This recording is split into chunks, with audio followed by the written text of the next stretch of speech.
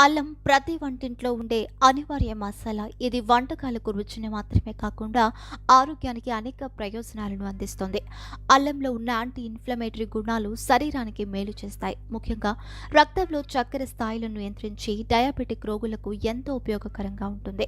ప్రతిరోజు ఖాళీ కడుపుతో అల్లం తినడం లేదా అల్లం నీరు తాగడం శరీర డిటాక్సిక్కు ఉపయోగపడుతుంది. అల్లం జీర్ణక్రియను మెరుగుపరిచి మలబద్ధకం సమస్యలను తగ్గిస్తుంది. అదనపు కొవ్వును కరిగించి బరువు తగ్గడంలో సహాయపడుతుంది.